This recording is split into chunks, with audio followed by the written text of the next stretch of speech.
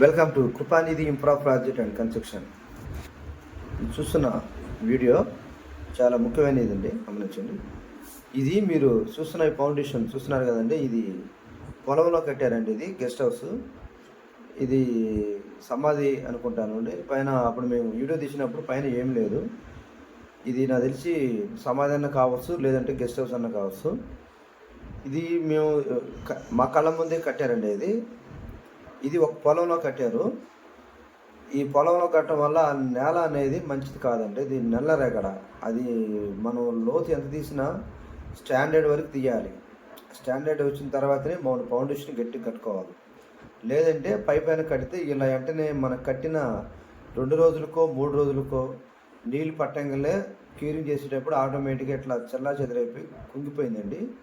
Pillars స్టాండర్డ్గానే వేసారండి. లోతు 6-7 అడుగుల దాకా వేసారు. కానీ ఫౌండేషన్ అనేది పైన వేయటం వల్ల ఇలా పాడైపోయిందండి. మీరు కట్టుకోవాలి, పొలంలో గెస్ట్ హౌస్ కట్టుకోవాలనుకున్నా, లేదంటే ఒక రూమ్ కట్టుకోవాలనుకున్నా, లేదంటే మీరు ఉండటానికి ఏదైనా ఫామ్ హౌస్ లాగా కట్టుకోవాలనుకున్నా, కంపల్సరీగా నేల మంచిదా కాదా చూడాలి. అది నల్ల రేగడ, ఎర్ర రేగడ, ఇసుక రేగడ, లూజు ఇసుక, లేదంటే లూజు సాయిల, ఇలా రకరకాలు ఉంటాయండి.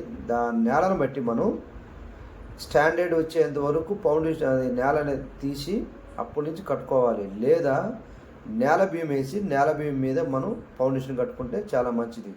ఎప్పుడు కూడా నేల అనేది కదిలేడకుండా నేల బియ్యం వేసి కట్టుకుంటే భీము భూమి మీద లోడు మోస్తుంది కాబట్టి అది ఎన్నేళ్ళు ఉన్నా కూడా చెక్కు చెదరదు, దాని కింద గ్యాప్ అనేది త్వరగా రాదు.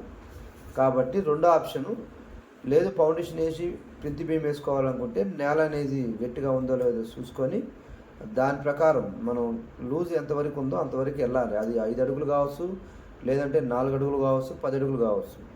చూసి మీరు కట్టుకోవడం మంచిది. Thank you.